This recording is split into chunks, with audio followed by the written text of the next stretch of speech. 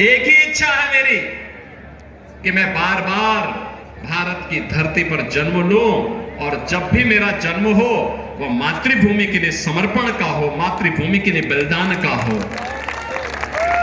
यही तो कहा था राम प्रसाद बिस्मिल ने। इसी बात को लेकर के आज हम सब आपके बीच आए हैं और यही ठाकुर रोशन सिंह ने कहा था, यही अस्फाउल्लाह खान ने कहा था। बहनों और भाइयों, एक तरफ इन क्रांतिकारियों का महाराणा प्रताप से, छत्रपति शिवाजी महाराज से, गुरु गोविंद सिंह जी महाराज हो, महारानी लक्ष्मीबाई हो, मंगल पांडे हो, एक लंबा इतिहास है भारत की आजादी के इन नायकों का, जिन्होंने बिना रुके, बिना डिगे, बिना थके और बिना अपने संकल्प से डिगे भारत की स्वाधीनता के लिए लोग लड़ते रहे, लगातार लड़ते रहे। जब लोग मानते थे कि अंग्रेजों के कार्यकाल में कभी सूर्य अस्त नहीं होता, लेकिन इनका संकल्प था कि हम अंग्रेजों का सूर्य अस्त करके रहेंगे और भारत की स्वाधीनता का सूर्योदय होगा। और बहनों और भाइयों, आज उसी नए भारत में हम लोग जन्म लेकर के अपना कार्य कर रहे हैं। एक तरफ भारत के अमर बलिदानियों के प्रति श्रद्धा और सम्मान का भाव रखने वाली भारतीय जनता पार्टी है और दूसरी तरफ कांग्रेस समाजवादी पार्टी का इंडी गठबंधन। आपने देखा होगा अभी 2 दिन पहले समाजवादी पासा डॉक्टर भीमराव अंबेडकर की प्रतिमा को भी अपवित्र करने का प्रयास किया। बहनों और भाइयों, अभी भी कभी कभी मुझे लगता है कि कानून का राज स्थापित करने के बाद भी जब चुनाव आते हैं तो इन गुंडों की गर्मी चढ़ने लगती है। ऐसे लगता है जैसे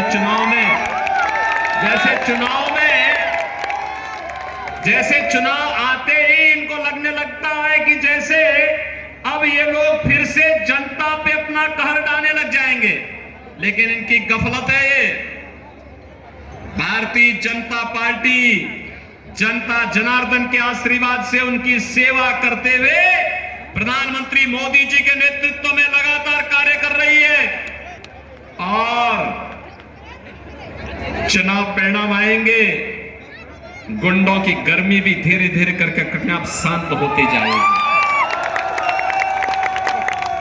बहनों और भाइयों, आज देश अपने आजादी के अमृत काल में प्रवेश कर गया है और अमृत काल का संकल्प क्या है? विकसित भारत। क्या संकल्प है? विकसित भारत, आत्मनिर्भर भारत। आत्मनिर्भर भारत का मतलब हर नौजवान आत्मनिर्भर होगा, उसके हाथ को काम होगा। किसान आत्मनिर्भर होगा, उसके हाथ को कार्य होगा और खुशहाल होगा। हर हस्तशिल्पी के हाथ को कार्य होगा, उसका जीवन खुशहाल होगा, उसके बच्चे खुशहाल होंगे। हर श्रमिक खुशहाल होगा, उसके बच्चे खुशहाल होंगे, उसके बच्चे भी अच्छे स्कूलों में पढ़ पाएंगे, जैसे हम लोगों ने अटल आवासीय विद्यालय बनाए हैं। बहनों और भाइयों, और जब आत्मनिर्भर भारत होगा, वही आत्मनिर्भर भारत विकसित भारत की संकल्पना को साकार करेगा और हमारी पीढ़ी सौभाग्यशाली है। हमने इस विकसित भारत की संकल्पना को साकार होते हुए हम देख रहे हैं। आपने देखा होगा कैसे मोदी जी के नेतृत्व में 10 वर्ष में भारत बदला है। 10 वर्ष पहले की कल्पना करिए, क्या था भारत? नौजवान पलायन करता था, किसान आत्महत्या करता था, गरीब भूखों मरता था, बीमार चिकित्सा सुविधा के अभाव में मरता था। किसी के पास दवा नहीं है, किसी के पास दवा का पैसा नहीं है, कहीं डॉक्टर नहीं है, कहीं चिकित्सालय नहीं है।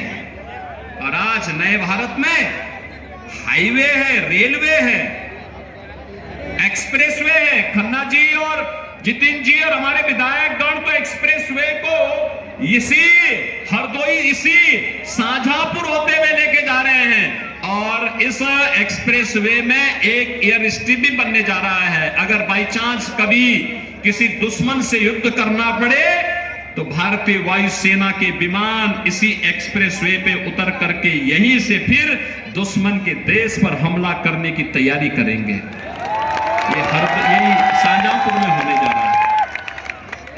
भाइयों, आपने देखा होगा विकास के कार्य किस रूप में आगे बढ़ रहे हैं। खन्ना जी भी नई योजनाओं को लेके आते हैं, जितेंद्र प्रसाद जी नई योजनाओं को लेके आ जाते हैं, जेपीएस राठौर भी नई योजनाओं को लेके आते हैं, हमारे सांसद, हमारे विधायक, ये सभी लोग लग करके विकास की इस मुहिम को तेजी के साथ आगे बढ़ा करके नए भारत का नया उत्तर प्रदेश है, तो नया उत्तर प्रदेश का नया शाहजहांपुर भी आज हम सबके सामने देखने को मिल रहा है। बहनों और भाइयों, उसी नए भारत में दुनिया में सम्मान, राष्ट्रीय सुरक्षा पुख्ता, अब तो पटाखा भी जोर से फट जाएगा ना, तो पाकिस्तान सफाई देता कि भैया मेरा योगदान नहीं है, मैंने नहीं किया, मैं नहीं किया हूं, मेरा कोई लेना देना नहीं, क्योंकि से मालूम होता, उसको ये पता है कि अगर देर कर दिया तो कहीं लेने के देने ना पड़ जाए फिर,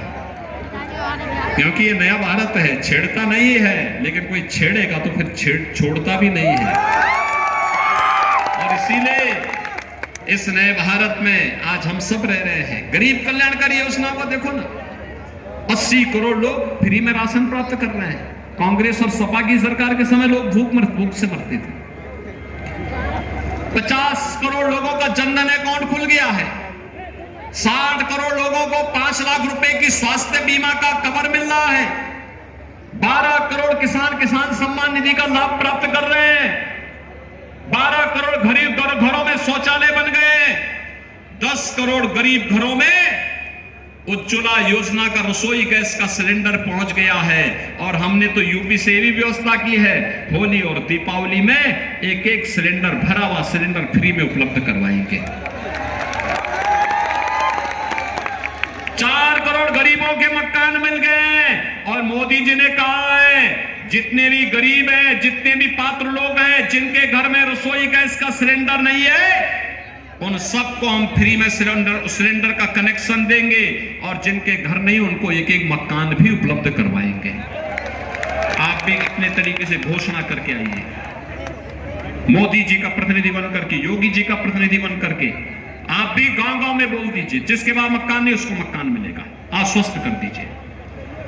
बहनों और भाइयों, जहां ये कार्य है वहीं साथ ही साथ अयोध्या में रामलला भी आ गए। कांग्रेस क्या कहती थी? कहते थे राम तो हुए ही नहीं। समाजवादी पार्टी के लोग क्या कहते थे कि परिंदा पर नहीं मार सकता।